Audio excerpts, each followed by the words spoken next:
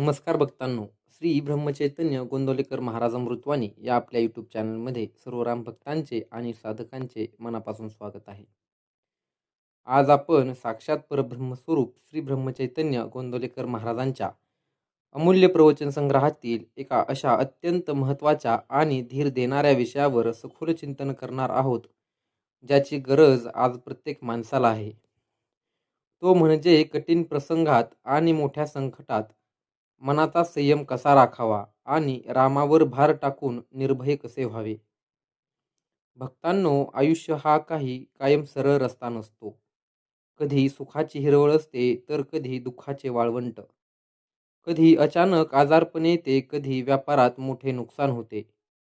कधी जवळची माणसे साथ तोडतात तर कधी अचानक अशा अडचणी येतात की माणसाला पुढचा रस्ताच दिसत नाही.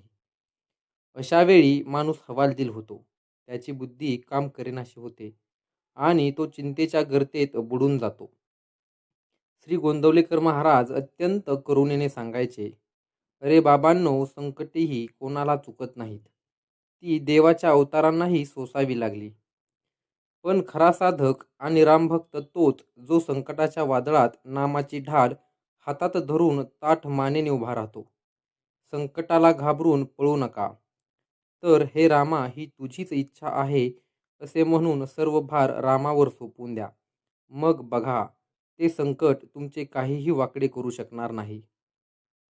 आजच्या या महाप्रवचनात आपण महाराजांच्या मुखातून निघालेले ते अमूल्य सुवर्ण विचार ऐकणार आहोत, जे तुमच्या मनातील सर्व भीती दूर करतील आणि तुम्हाला पर्वतासारखे मजबूत बळ देतील.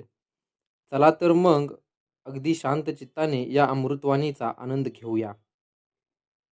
भक्तांनो, श्री गोंदवलेकर महाराजांनी संकटाचे मूळ कारण आणि माणूस संकटात सापडल्यावर काय चूक करतो हे अतिशय साध्या शब्दात समजावून सांगितले आहे. महाराज म्हणतात, अरे बाबांनो, संकटेही काय येतात माहिती आहेत का? एक तर ती आपल्या जुन्या प्रारब्धाचा हिशोब पूर्ण करायला येतात आणि दुसरे म्हणजे आपल्याला देवाची आठवण करून देऊन आपली श्रद्धा तपासण्यासाठी येतात. महाराज पुढे समजावून सांगतात, जेव्हा आयुष्यात चांगले दिवस असतात तेव्हा माणूस देवाला विसरतो. पैशाच्या आणि अधिकाराच्या मस्तीत जगतो. पण जसे अचानक एखादे कठीण संकट येते तसा तो रडू लागतो. आणि सर्वात मोठी चूक काय करतो तर तो संकटाच्या वेळी देवाला सोडून माणसांकडे मदतीसाठी धावतो. तो या माणसाकडे जातो, त्या माणसाचे पाय धरतो. पण जे स्वतः असहाय्य आहेत ते तुमचे संकट कसे दूर करणार? महाराज अत्यंत मार्मिक प्रश्न विचारतात. विचार करा, जेव्हा पाण्यात बुडणारा माणूस दुसऱ्या बुडणाऱ्या माणसाचा हात धरतो तेव्हा दोघेही बुडतात.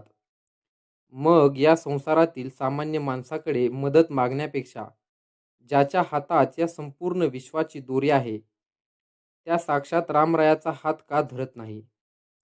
संकटाच्या वेळी माणसांवरचा विश्वास उडून देवावरचा विश्वास दृढ होणे हाच संकटाचा सर्वात मोठा फायदा आहे.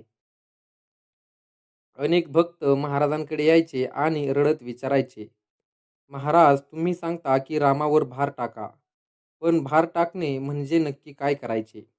आम्ही गप्प बसावे का? यावर साक्षात परब्रह्मस्वरूप श्री गोंदवलेकर महाराजांनी दिलेले उत्तर हे जगातल्या प्रत्येक दुःखी आणि संकटात सापडलेल्या भक्तासाठी दीपस्तंभ ठरले आहे.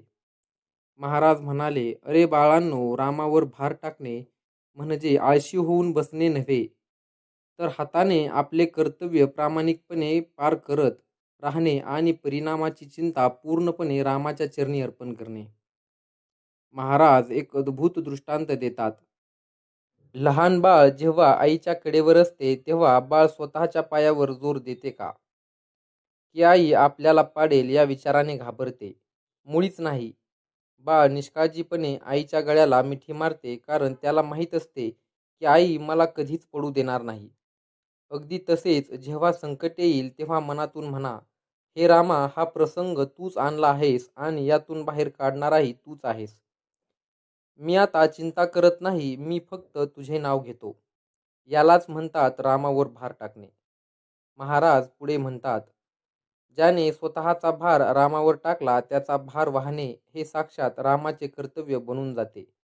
मग रामराया स्वतः सूक्ष्म रूपाने येऊन त्या संकटातून मार्ग काढून देतो. महाराज नेहमी सांगायचे, संकट जितके मोठे तितका नामाचा जप जास्त वाढवला पाहिजे. महाराज म्हणतात, जेव्हा चारी बाजूनी अंधार दिसेल, कुणीही मदतीला नसेल, तेव्हा शांतपणे एका कोपऱ्यात बसा आणि डोळे मिटून श्रीराम जय राम जय जय रामचा जप सुरू करा. नाम हे साक्षात रामाचे कवच आहे. महाराज एक सुंदर उपदेश देतात. जसे तीव्र उन्हात छत्र धरल्यावर उन्हाची झळ लागत नाही, अगदी तसेच संकटाच्या काळात रामनामाची छत्री डोक्यावर धरली तर संकटाची झळ मनाला शिवू शकत नाही. परिस्थिती तीच करेल, पण तुमचे मन एवढे शांत आणि मजबूत होईल की तुम्हाला त्या संकटाचे काहीही वाटणार नाही. महाराज म्हणायचे, प्रभू रामचंद्र स्वतः राजाचे पुत्र होते, पण त्यांना 14 वर्ष वनवासात राहावे लागले. साक्षात सीतामाईला संकटांना तोंड द्यावे लागले. पांडवांवर केवढी मोठी संकटे आली, पण या सर्वांनी संकटाच्या काळात देवाचा पाय सोडला नाही.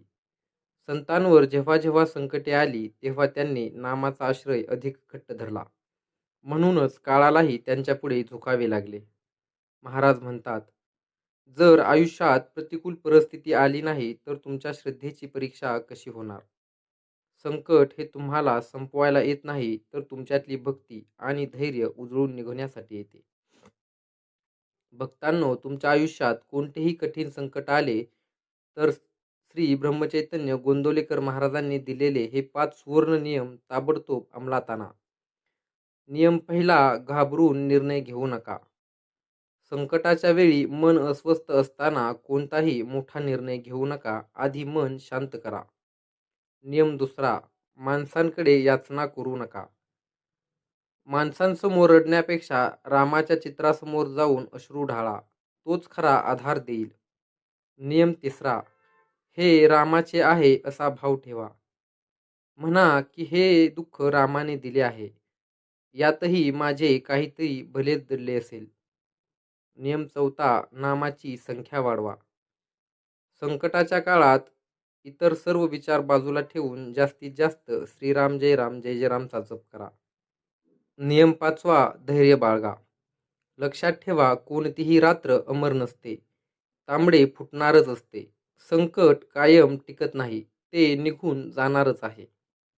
तर भक्तांनो, संकटात मनाचा संयम आणि नामाचे बळ या विषयावरील श्री ब्रह्मचैतन्य गोंदवलेकर महाराजांचे हे अतिशय सखोल आणि अभय देणारे महाप्रवचन तुम्हाला कसे वाटले? आजपासून कोणत्याही संकटाला न घाबरता सर्व भार रामावर सोपवून अखंड नाम घेण्याचा संकल्प तुम्ही करणार का? हे आम्हाला कमेंटमध्ये नक्की सांगा. जर आजच्या या उपदेशाने तुमच्या मनातील भीती दूर केली असेल आणि तुम्हाला अथांग धैर्य दिले असेल, तर या व्हिडिओला आत्ताच्या आत्ता एक लाईक नक्की करा. रामाच्या चरणी पूर्ण विश्वासाने लीन होण्यासाठी कमेंट बॉक्समध्ये आत्ताच्या आत्ता श्रीराम समर्थ किंवा श्रीराम जय जय राम लिहून आपली हजेरी आवर्जून लावा. महाराजांचे असेच सखोल जीवन बदलणारे आणि संकटाच्या काळात अभय देणारे दैनंदिन उपदेश नियमितपणे ऐकण्यासाठी आत्ताच आपल्या श्री ब्रह्मचैतन्य गोंदवलेकर महाराज अमृतवाणी या चॅनलला सबस्क्राईब करा. बोला श्री ब्रह्मचैतन्य गोंदवलेकर महाराज की जय. साक्षात परब्रह्म श्री रामचंद्र महाराज की जय.